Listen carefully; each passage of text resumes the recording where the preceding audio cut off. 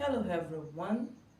Are you still teaching children to count forward without making them understanding the real values of numbers? This common mistake could be the reason your child does not understand mathematics. Welcome back to my channel. I am Iyanolua, your favorite virtual educator who is passionate about helping parents and teachers understand the concept of math. Today, we are going to be discussing how to teach counting numbers appropriately. Many of us learned counting by chanting. What do I mean by that? We learn it by counting 1, 2, 3, 4, 5, 6, up to whatever number, and even learn to write them without understanding the true value. In preschool, we teach children corresponding numbers, 1 to 1 object. It brings about understanding of the subject matter. 2 to 2 object, 3 to 3 object, and it goes on and on like that.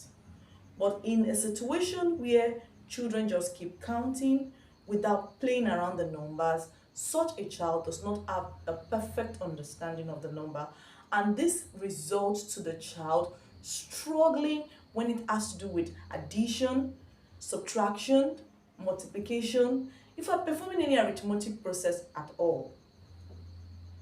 Think about it. When your child keeps counting on and on and on and on and doesn't understand the true value of number, your child memorizes the number but doesn't have a full understanding of what the number is. Take for instance, your child may not be able to tell if 8 is greater than 2, if 2 is lesser than 5, or if 2 is lesser than 5. Your child may not be able to do things around number. They may not be able to count backward. They may not be able to understand the concept of greater than or lesser than, which will also affect them when it has to do with adding. If you don't know the value of 2, you don't know you are just supposed to count things twice, and that means 2. If you don't understand the value of 3, you don't know you're supposed to count things thrice, object thrice, make 3 strokes. How then do we inculcate the real value of numbers to arithmetic processes? Yes, I know you may be asking, then what should we do? Yes, what should we do instead? Let children learn and play with numbers. Play-based learning is no longer a new system in the world now. It is now being practiced all over the world. The best form of education we have now, ranging from Finland to United Kingdom to all over the world now, is now called play-based learning. For instance, I want to teach a child number 3. After introducing number 3, what do? I make the child count. Let's go. 1, 2, 3. There are 3 triangles. Let them touch and feel it. You can use a Play-Doh. You can use a lid of a thing, an object. You can use stone. You can use whatever is available for you. You just make them touch it. So let's count. Let's feel. 1, 2, 3. And then you move on to the next number. Let's count 5. Let's count 8. That's the way to introduce the number to them. This way, you can now say, oh, okay, Timmy, what if we remove 2 from number 5? What do we have left? And then the child goes, 1, 2. Hey, Missy Anu, let's count it, let's count it. 1, 2, 3, and that's what we have left. Do you see that? That's the way it goes. So you are able to introduce other concepts and build on the foundation when the child feels and interacts with the number better. Yes, another appropriate way to teach counting is to introduce children to the concept of counting forward and counting backward. What do I mean by that? Here's my number table. I want to teach my children to count, let's say 1 to 100. What do? I go 1, 2, we count on, and then we count backward. We go 1, 2, 3, we go 4, we go 5, 6, 7, 8, and 9. The whole essence of this is that when I count forward, I am teaching addition. Even if I am not directly saying, oh, let's add. When you keep counting on and on and on, you are indirectly introducing the child to the concept of addition, because the numbers keep increasing, and that's what addition is about.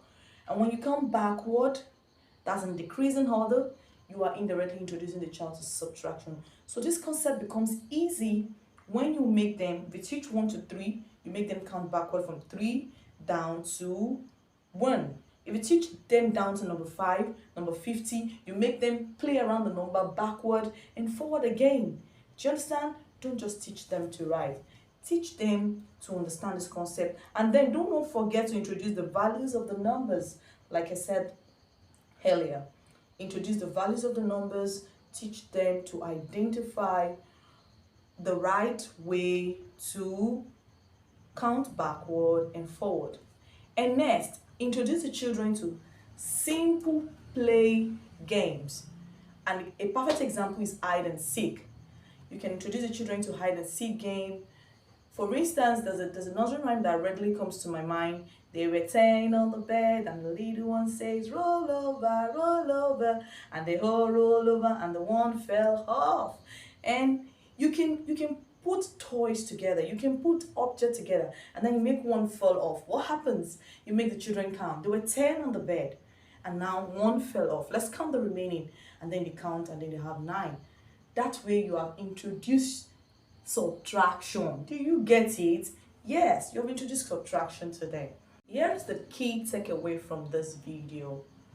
When children understand appropriately the way to count, the way numbers run, they are now excellent mathematicians. They're no longer scared. They don't have math phobia anymore, because we have a lot of children who have phobia for math. They don't have math phobia anymore. You build excellent and strong background for them, which is what you and I are expecting from them. You make maths natural. You make maths natural to them, and they begin to flow because numbers are no longer strange to them. So parents, teachers, friends, let us together build children that are awesome in mathematics, children who have strong foundation in counting, children who understand the concept of quantities, children who can play and interact with mathematics, children who do not have phobia for mathematics, children who experience and experiment this math. It's simple. Let's do this together so that together we can build a better mathematics foundation for our children. Thank you. I'll see you in my next video. Until then, I remain your favorite virtual mathematics teacher, Iyanoluwa Esther Concept. Bye, friends.